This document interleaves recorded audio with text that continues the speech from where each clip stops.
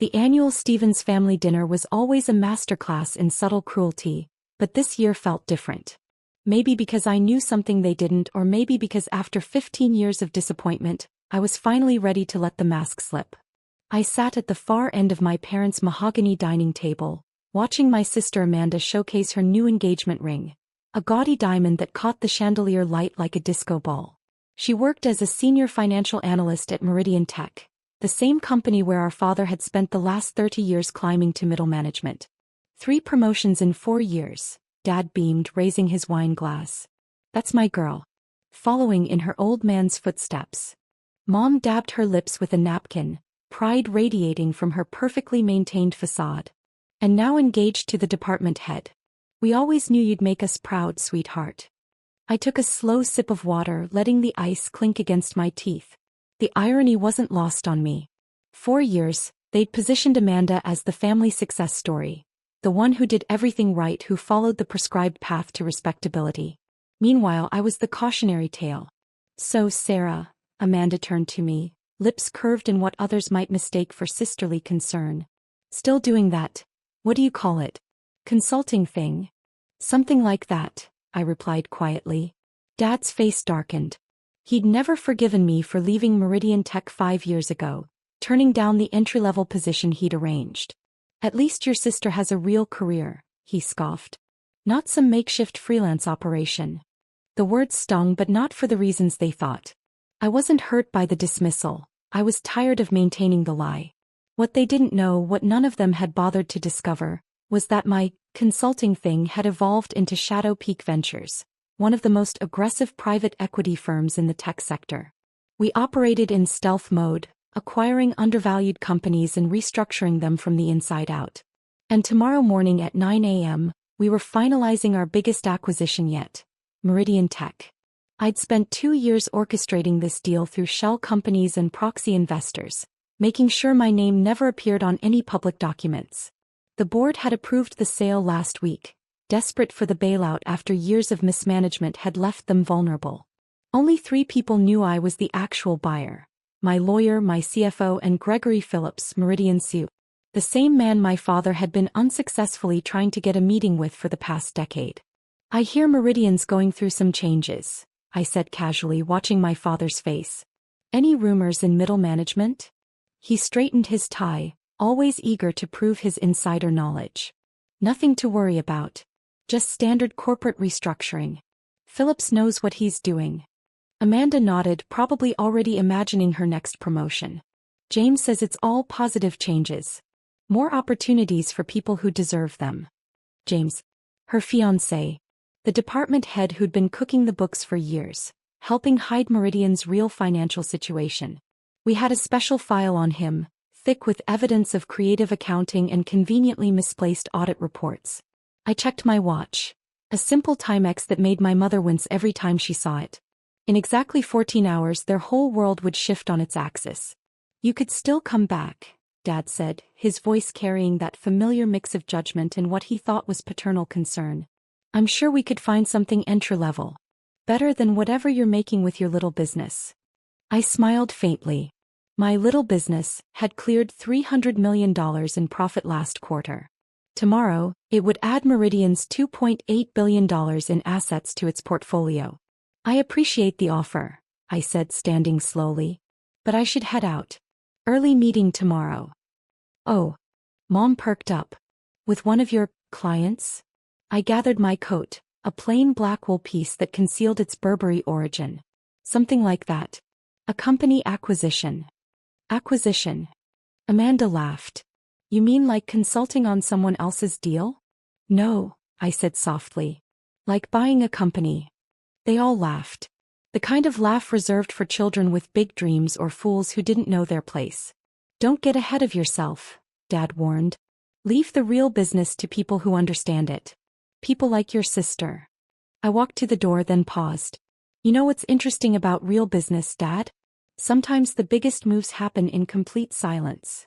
He waved me off, already turning back to Amanda's engagement story. As I drove home in my modest Honda, my Aston Martin safely garaged at my real house across town, I thought about tomorrow. About the moment Gregory Phillips would walk into the boardroom and announce the acquisition. About the look on my father's face when his boss of 30 years would bow and call me ma'am. But mostly I thought about the email I'd received an hour ago from our forensic accounting team. The one detailing every financial irregularity they'd uncovered, including the creative bookkeeping in Amanda's department. I pulled into my Cover Apartments parking lot, the small one-bedroom where I received mail and kept up appearances for my family. Tomorrow I would walk into Meridian Tech not as Sarah Stevens, the disappointment, but as S.E. Stevens, the CEO of Shadow Peak Ventures and new owner of their entire company. The mask was finally coming off, and family dinner would never be the same again. The morning sun cast long shadows across Meridian Tech's glass facade as I pulled into the executive parking garage. Today I drove the Aston Martin. No more pretense. The security guard did a double take. He was used to seeing me in my Honda during the weeks I'd spent quietly observing the company's operations. Miss Stevens. He blinked, checking his list. You're on the executive access list. I smiled, accepting the premium parking pass. New protocol as of this morning. My heels clicked against polished marble as I crossed the lobby. Gone was the modest blazer and simple slacks I'd worn to family dinner. Today I wore power. A tailored Alexander McQueen suit in deep navy, Louboutins that cost more than my father's monthly salary, and my grandmother's vintage Cartier watch, the only piece of family heritage I'd kept. Sarah.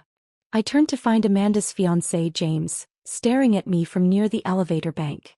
His usual smug expression faltered as he took in my appearance. "What are you doing here?" he asked, confusion evident. "And why are you dressed like someone who belongs?" I finished for him. "I have a meeting with Gregory Phillips." He laughed, but it sounded hollow. "There must be some mistake. Mr. Phillips doesn't take unscheduled." "Ma'am," a crisp voice cut through. "The board is waiting."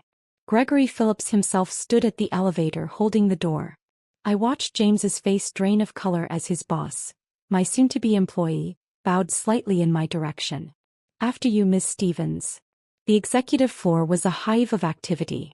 Board members in expensive suits clutched folders and whispered in corners. My father, stationed at his usual desk outside the main conference room, nearly dropped his coffee mug when he saw me walk past. "Sarah." He stood abruptly. "What are you?" "Not now, Stevens," Phillips cut him off. "Miss Stevens has a meeting." The conference room fell silent as I entered. 24 pairs of eyes watched me take my place at the head of the table. My CFO Marcus sat to my right, our legal team arranged along one side. The acquisition papers lay before each seat, Shadow Peak's logo gleaming in silver foil. "Good morning," I said, my voice carrying the weight of $2.8 billion in leveraged authority. "Shall we begin?" "One moment," James interrupted from the doorway, Amanda now beside him.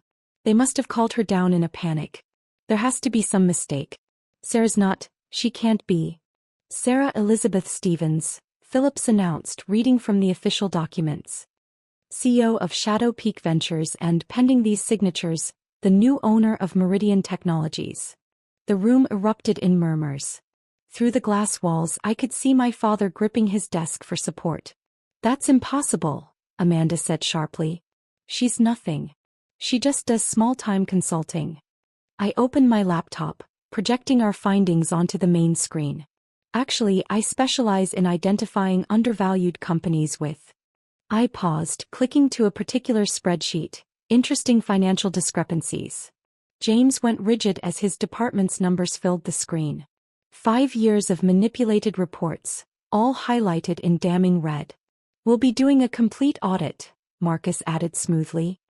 "Starting with the financial department." Amanda's perfect mask cracked. "Daddy," she turned to our father who had wandered into the doorway. "Do something."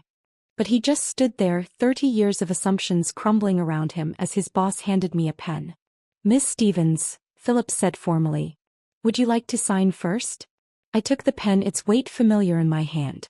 "Before I do," I said, addressing the room but looking directly at my father, "I want to be clear about my vision for Meridian. This company has potential, but it's been held back by outdated thinking, by promoting based on politics rather than merit, by allowing certain individuals to operate without oversight. My gaze shifted to James, who had the decency to look terrified. That changes today. I signed my name with the same flourish I'd practiced in my childhood bedroom, dreaming of moments exactly like this. The same signature that would soon appear on every employee's paycheck, including my father's. "Welcome to the new Meridian Technologies," Phillips announced to the board. As the papers made their rounds, Amanda stormed out, James trailing behind her. My father remained frozen in the doorway, his face a complex map of emotions I'd never seen before. "Mr. Stevens," I said calmly, using his professional name for the first time. "Please have my afternoon schedule cleared. I'll need the company-wide meeting moved to 2 p.m. He stared at me, this daughter he'd never really seen, now sitting in the position he'd spent 3 decades trying to get close to. "Yes," he stammered. "Yes, ma'am." The word hung in the air between us, heavy with 3 decades of dismissal and disappointment. I turned back to the board, ready to begin the real work. Now about those audit findings. The next few hours moved like a carefully orchestrated symphony. Every department head was called in for individual meetings, each one leaving my new office with a different shade of shock on their face. The company-wide email went out at noon. "Shadow Peak Ventures acquires Meridian Technologies. Meet your new CEO." I watched through my floor-to-ceiling windows as the news rippled through the building.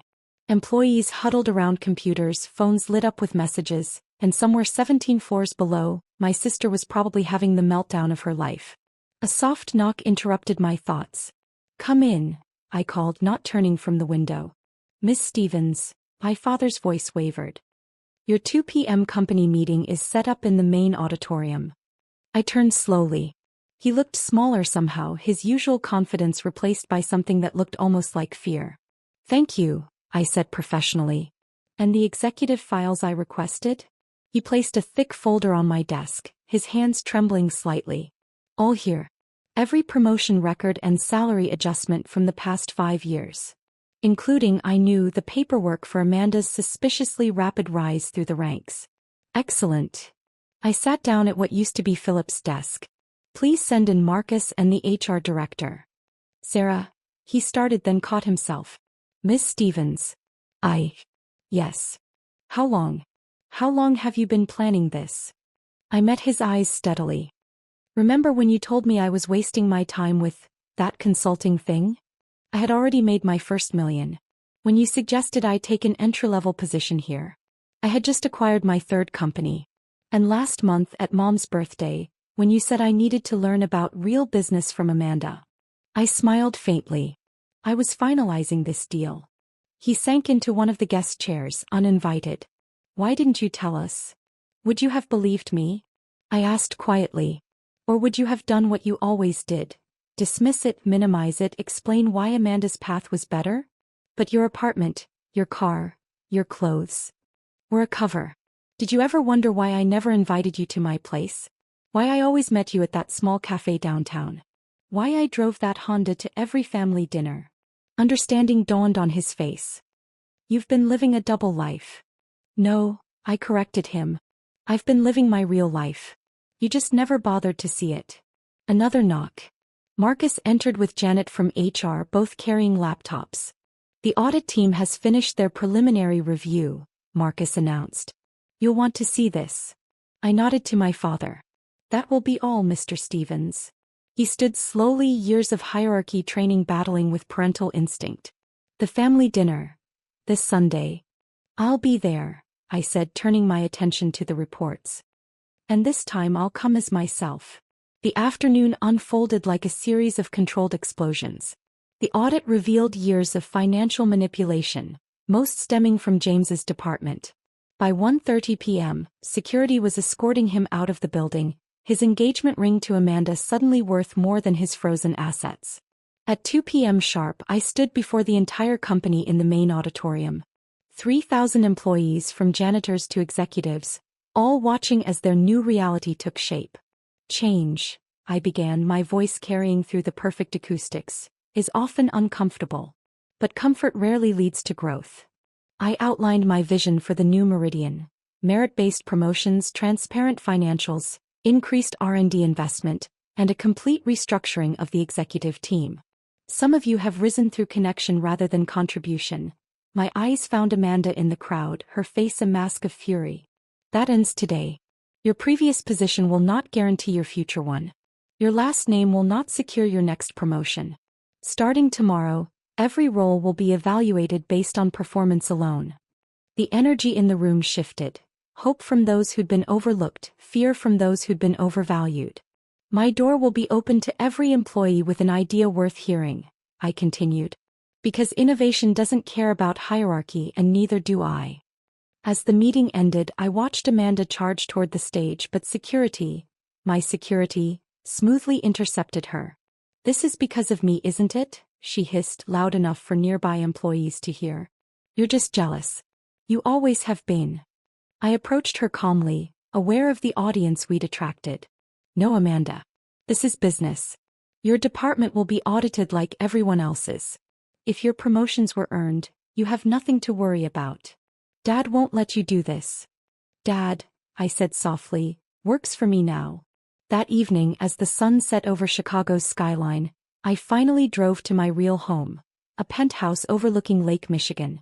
My assistant had already moved my things from the cover apartment, erasing the last traces of my constructed persona. My phone buzzed with a text from Mom. We need to talk about what happened today. Then another. Your sister is devastated. And finally one from Dad. I didn't know. All these years I didn't know. I poured myself a glass of the same wine they'd served at dinner last night. Except mine was the original vintage, not the knockoff they'd bought to impress Amanda's fiancé. Miss Stevens, my house AI system announced. Marcus is on the line with the final numbers from today's audit. I smiled, taking in the view of my city. Put him through. Tomorrow the real work would begin. Restructuring Meridian, implementing new policies, rebuilding what years of favoritism had eroded. It wouldn't be easy and it wouldn't be quiet. But I was done being quiet. I was done being the family disappointment. I was finally fully myself. And Sunday dinner? Well, that would be interesting. Because this time I wasn't coming as the daughter they'd dismissed. I was coming as the woman who owned their entire world. And I had 15 years of truth to serve alongside the roast.